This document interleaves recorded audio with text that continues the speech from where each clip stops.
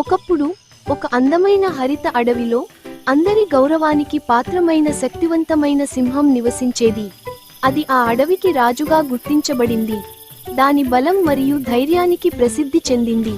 కానీ ఈ కథలో సింహం అర్థం చేసుకుంది ప్రతి ఒక్కరి సహాయం విలువైనదని మరియు చిన్న అతి సామాన్యమైన జీవులు కూడా గొప్ప మార్పు తీసుకురాగలవని.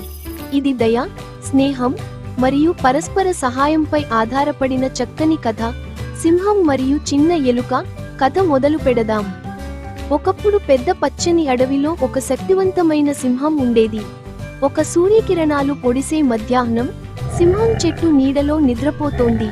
అప్పుడు ఒక చిన్న ఎలుక సింహం పంజా మీద అటూ ఇటూ దూకడం చేసింది.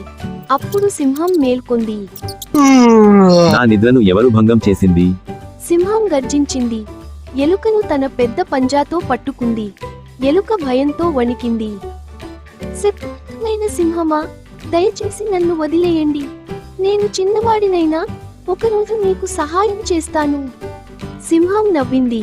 నువ్వు నాకు సహాయం చేస్తావా? నువ్వు చాలా చిన్నవాడివి. కానీ సింహానికి దయ వచ్చి ఎలుకను వదిలేసింది. కొన్ని రోజుల తర్వాత సింహం వేటగాడి ఉచ్చులో చిక్కుకుంది. ఒక పెద్ద ఉచ్చు సింహం మీద పడింది.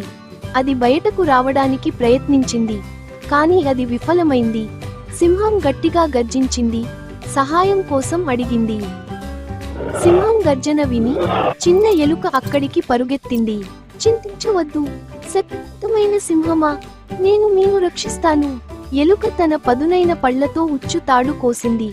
కొంచెం కొంచెంగా ఉచ్చు తెరుచుకుంది. సింహం స్వేచ్ఛ పొందింది. నువ్వు సత్యం చెప్పావు, చిన్న ఎలుక అని సింహం చెప్పింది. ఎవరో చిన్నవారు కాదు. నీకు ధన్యవాదాలు. ఆ రోజు నుంచి సింహం మరియు ఎలుక మంచి స్నేహితులుగా మారారు. కథ ముగిసింది. సరే, కథ నుండి మనం ఏమి నేర్చుకున్నాము? ఎవరూ చిన్నవారు కాదు సహాయం చేయడానికి. ఏ సహాయం చిన్నది కాదు.